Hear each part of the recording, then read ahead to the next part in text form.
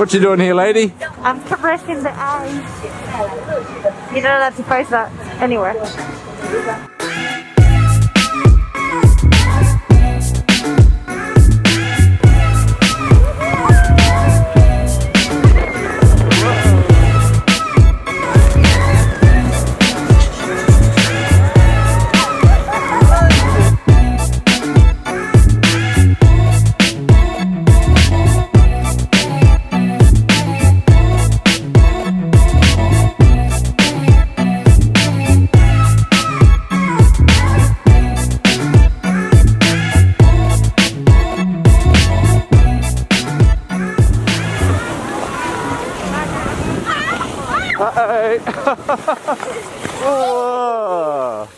Hi everyone, welcome back to our channel. We are in Harbin. Last night we took a train from Beijing, which took about just over 5 hours, and we arrived at this icy city. Now we're here to see the Ice and Snow World or Festival, which is where we are right now, and it is so cold. It's minus 14 degrees as it stands. We want to show you everything that we get up to in the next 3 days. So let's go.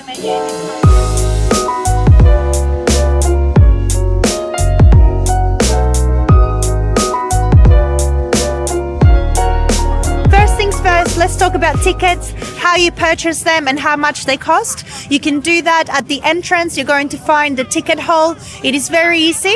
Make sure that you bring your passport. You cannot forget your passport. It is 328 yuan per adult and 240 yuan per child, 1.2 centimeters and taller. Also, make sure that you stay tuned because I'm going to share some must-know tips and tricks before you come to Harbin.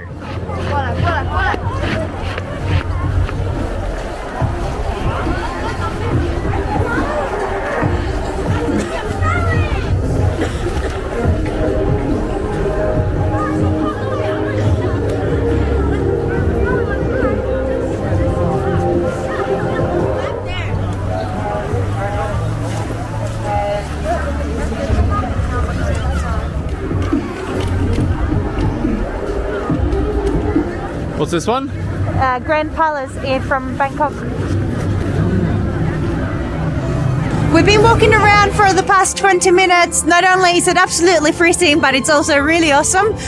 We've noticed that there's lots of ice sculptures around, but they're not random. They're actually different landmarks from around the world, and it's really cool because we got a few that we've actually been to, like the Petronas Towers in Malaysia, and then we got Borobudur right behind us, and lots of many others.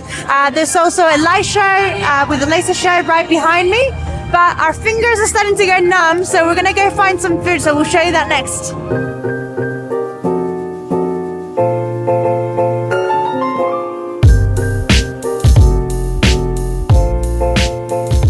It's a massive food pavilion. We've come into one of the restaurants here and we found lots of vegetarian options apart from the pork that the kids are eating.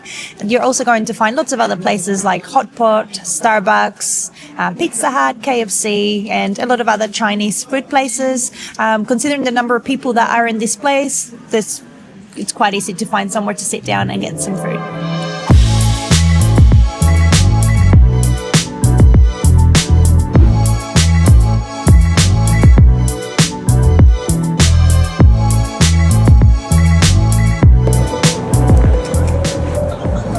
Hello?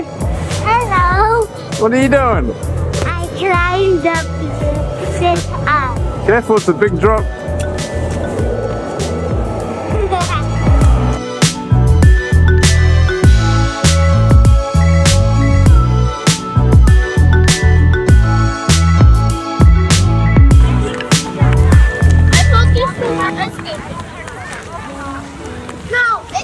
These people are out there doing over here. There is plenty to keep you busy. This place is huge. Right now we're walking through a maze. There's also multiple slides that the kids can get on and adults as well. They have a couple of massive slides. One is over 350 meters long, the other's over 500 meters long, but I believe that's only for adults. There's also a beautiful Ferris wheel which is right behind me, but unfortunately that's shut for the day due to weather conditions. And there's more food and drink everywhere you can see, so make sure they have plenty of time to explore it.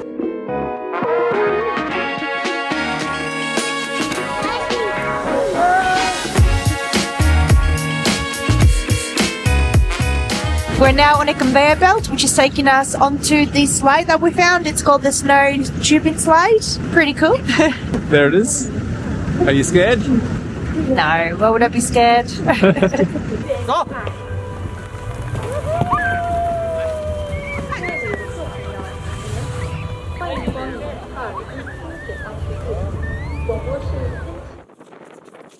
Whoa. All right, now let's talk about some tips and tricks to make your day out here in Harbin Festival a success. As you know, it's very, very cold, like nothing that we have experienced before, and most people probably haven't either. So some things that you need to keep in mind are that your phone battery is going to die very, very quickly in the cold.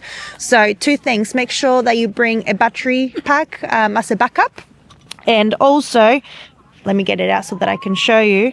You can purchase these little heating pads that you can place onto the back of your mobile phone so that it warms up the battery, and that will keep it lasting.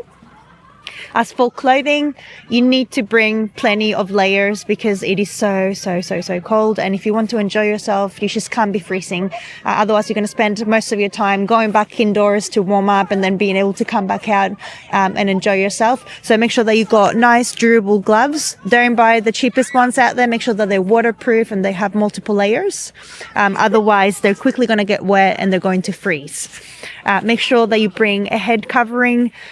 I've never experienced this before, but the tip of my nose was so cold and it hurt like it never has hurt before. And that also applies to your ears. So you're going to feel pains that you haven't felt before if you don't cover yourself properly. So make sure that you have something you can pull over your nose. Something that you can use to cover your ears as well. These little hats that we bought, they're perfect for that because they're separated from the jacket, so you can just keep them on all the time. As for layers, make sure that you're wearing thermal pants and a thermal top, and on top of that, at least a couple of other layers, as well as a long coat like this one that is waterproof, because again, you won't make it. As for your feet, if you think that you can get away with sneakers or other types of boots, they're just not going to work. They're not thick enough. They don't do the job that they're supposed to do, and that includes your socks as well. Make sure that you buy socks that have some sort of wool in them, and preferably bring 2 pairs if you can, because I'm wearing 2 pairs and because it's so cold, but my feet have actually fared quite well. As for heating pads, you can also buy heating pads for your feet, and you can buy heating pads for your body. So if you can get a hold of those, they also sell them here at the park. We bought them outside before we came, but make sure that you stock them for an emergency. You can use them to heat up your hands as well. And I've also brought my electric or portable heater that I usually use for, my monthly when I've got cramps. You can put that under your coat, and that's going to keep you nice and cozy. You have what? I have the thing. You have the thing, yeah. And I recommend that you bring one of these. Across China, you're going to see that people carrying flasks like these ones. It's everywhere. It's just what you do, particularly in winter. And because people are so used to carrying them, you're going to find spots where you can fill up with hot water all throughout the park. So you can even bring pots of noodles to make noodles with you, or just bring tea bags like I did, and make sure that it's not a cheap bottle. This one will keep hot water hot for at least 12 hours, and it's absolutely worth its weight in gold. I absolutely recommend it. Now, David, do you have any other tips, anything that I haven't thought of? I think you've covered them all, really. Yeah, I have. I think just make sure you come early in the day.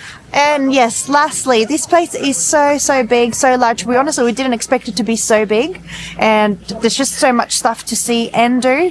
We basically didn't get to the ice skating park until the end of the day, which meant that the kids couldn't get to do that today, but we're going to find somewhere else to do it. But make sure that you arrive as early as possible. We've been walking around for about 6 hours and we haven't managed to cover everything. We've been rushing a little bit, in fact. And maybe just make a plan, what things you must, like massive things that you don't want to miss, and do those first. But again, at the beginning, there were thousands of people in here. Now, as you can see, it's quite empty. So even if you rush to do everything, you might be in queues waiting to do the things that you want to do. So just bear that in mind. And also that you will be taking breaks to warm up along the way, and that eats into your time at the park. But honestly, overall, we had a fantastic visit. We do recommend that you come here. No, it is not cheap to come to the festival, but it's been a great experience. It's been fun for the kids. It's been fun for us. And the food, it's affordable. So if you don't pack snacks, don't worry.